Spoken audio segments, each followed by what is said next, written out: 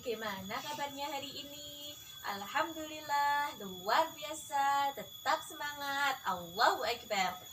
Nah, sebelum Ibu memulai pembelajaran pada hari ini, Ibu akan bertanya terlebih dahulu, siapakah yang di sini yang sudah sarapan terlebih dahulu? Wah, hebat sekali, pintar. Sebelum kita belajar, sebelum kita sekolah, kita harus mengisi dulu tenaga kita dengan sarapan yang sehat dan gizi. Oke, di sini pembelajaran Ibu akan menerangkan tentang anak yang memiliki kebutuhan khusus, yaitu anak tunagrahita dan juga anak tunalaras. Untuk anak tunagrahita, pengertiannya siapa di sini? Adakah yang tahu apakah itu tunagrahita?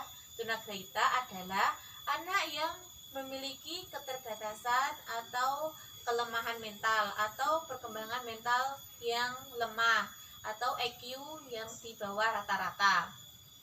Terus selanjutnya, penyebab ketunagrahitaan ada beberapa faktor. Yang pertama ada faktor keturunan, adanya kelainan kromosom dan juga kelainan gen. Yang kedua, faktor gangguan metabolisme. Jadi metabolisme anak, kesehatan anak di sini terganggu. Yang ketiga, faktor infeksi dan juga keracunan. Biasanya untuk faktor ini terjadi pada saat anak masih di dalam kandungan ibunya. Ibunya kurang memakan atau kurang mengasupan makanan yang bergizi ya. Jadi anak memiliki anak terjadinya atau anak terjadi infeksi dalam kandungan. Yang selanjutnya adanya trauma dan zat radioaktif. Yang selanjutnya adanya masalah yang terjadi saat melahirkan. Di sini saat anak sudah lahir, anak baru lahir, anak mengalami kejang, anak mengalami tinggi panas badan.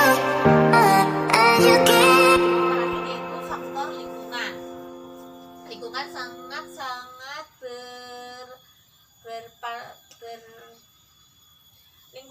lingkungan memang sangat berpengaruh atau mendukung tentang kesehatan anak. Dan selanjutnya klasifikasi tunagrahita.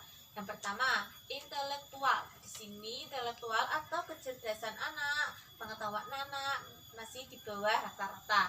Yang kedua, segi sosial. Di sini anak kurang mempunyai sikap sosial yang tinggi. Anak kurang berinteraksi sosial. Anak atau bisa disebut dengan tunas sosial, bisa anak kurang berinteraksi terhadap lingkungan sekitarnya. Yang ketiga, fungsi mental. Nah, di sini mental anak tersebut turun atau rendah atau lemah. Yang selanjutnya, kemampuan dalam bahasa. Dalam segi bahasa atau pengucapan, anak masih belum bisa berbicara dengan baik, dengan lancar.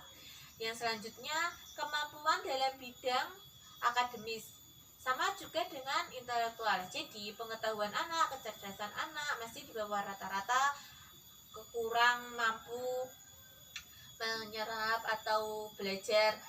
Selanjutnya, kepribadian dan kemampuan berorganisasi. Ya, kepribadian anak di sini sendiri masih tergolong kurang seperti atau kurang mendukung atau lemah. Untuk selanjutnya adanya karakteristik tunagrahita berdasarkan IQ. Ada 4, yaitu tunagrahita ringan memiliki IQ 70 sampai 55. Yang kedua, tunagrahita sedang memiliki IQ 55 sampai 40. Yang ketiga, tunagrahita berat memiliki IQ 40 sampai 20. Yang terakhir yaitu tunagrahita berat sekali atau bisa disebut dengan anak idiot. IQ-nya yaitu kurang dari 25. Untuk selanjutnya, kebutuhan pendidikan anak tunagrahita. Beberapa landasan untuk memenuhi kebutuhan pendidikan bagi anak tunagrahita yaitu ada 3 landasan. Adanya kebutuhan pendidikan bagi anak tunagrahita. Yang kedua, perlunya pencapaian kebutuhan pendidikan bagi anak tunagrahita. Yang ketiga, cara untuk memenuhi kebutuhan pendidikan anak tunagrahita. Untuk selanjutnya yaitu tujuan pendidikan anak tunagrahita. Ada 3. Tujuan pendidikan anak tunagrahita ringan adalah agar anak dapat mengurus diri sendiri, dapat membina diri sendiri, dan dapat bergaul di masyarakat. Jadi anak dilatih untuk bisa mengurus dirinya sendiri, seperti bisa makan, minum, mandi, dan juga anak diberi pembelajaran agar anak dapat bergaul di masyarakat. Anak dapat bersosialisasi dengan baik. Yang kedua yaitu tujuan pendidikan anak tunagrahita sedang adalah agar anak dapat mengurus diri sendiri, seperti tadi dapat makan, dapat minum, dan dapat bergaul dengan keluarga dan juga tetangganya.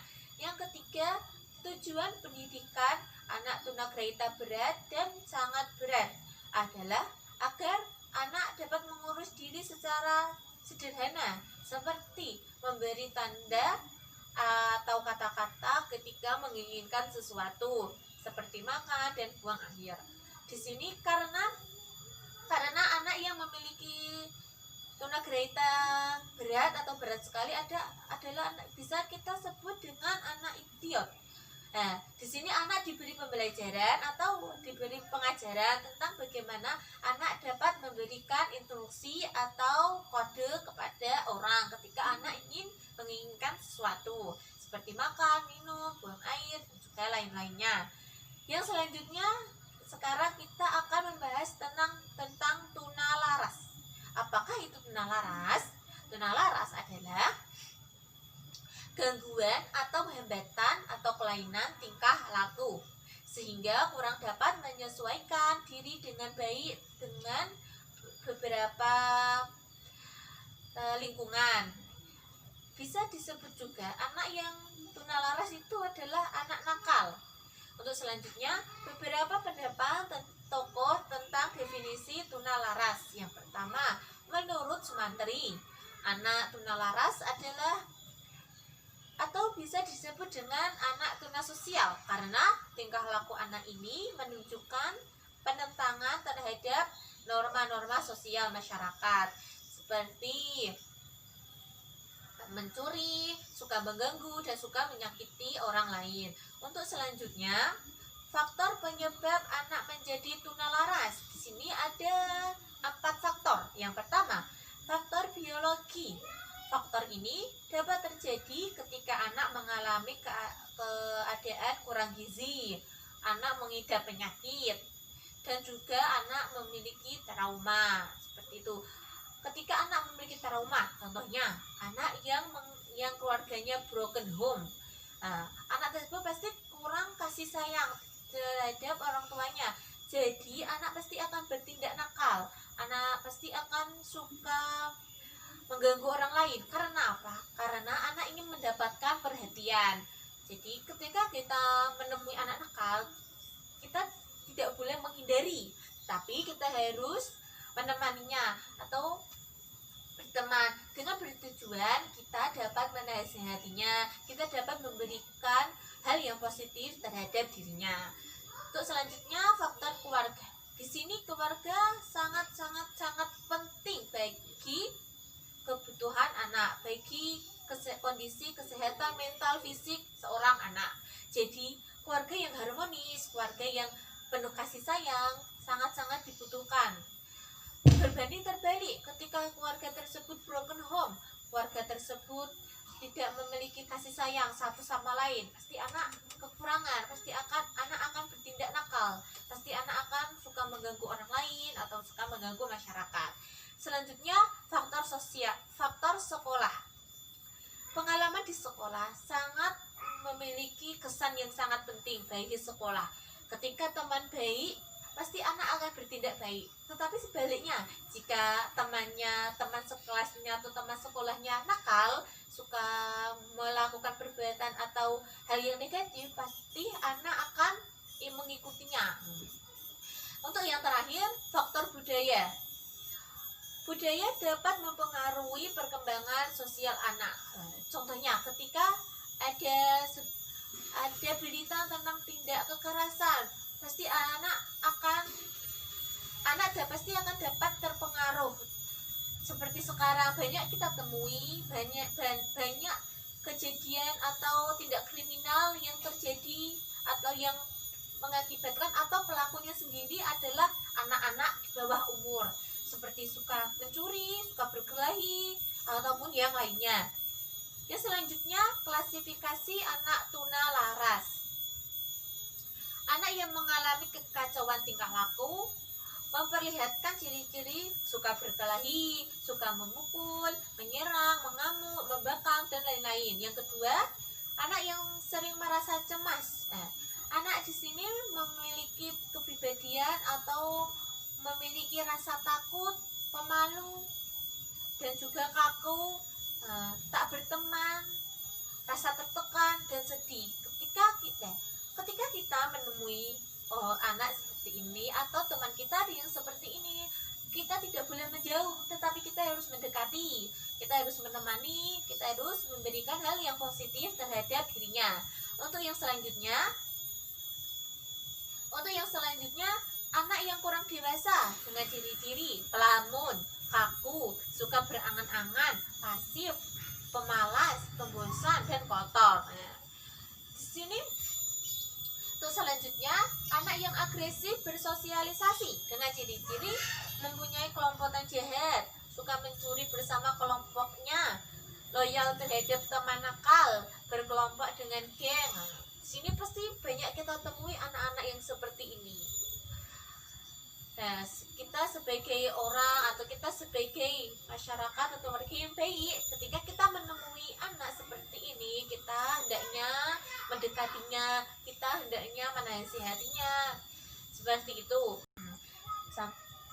Lanjut, untuk selanjutnya, karakteristik anak tunalaras ditinjau dari 3 aspek, yaitu aspek akademik, kelainan perilaku, dan melibatkan adanya penyesuaian sosial dan sekolah yang buruk. Yang kedua, aspek sosial atau emosional. Karakteristik ini anak ditandai dengan adanya masalah yang menimbulkan gangguan bagi orang lain.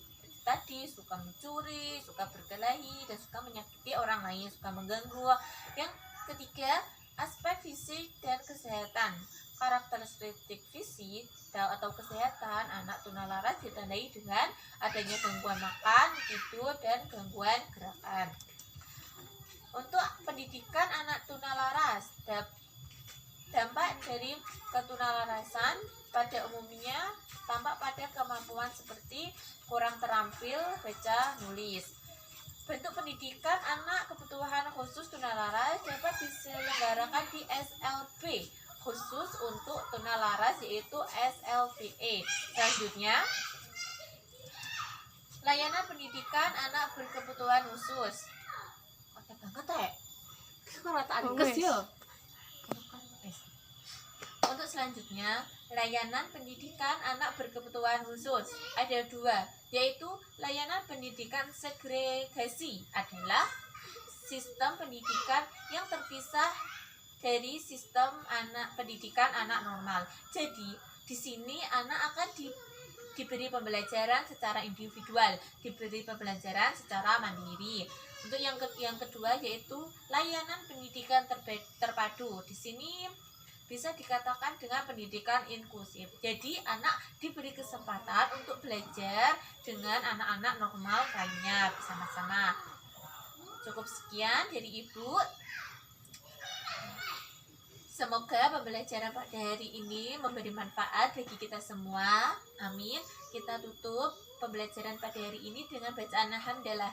Alhamdulillahirabbil alamin. Wassalamualaikum warahmatullahi wabarakatuh.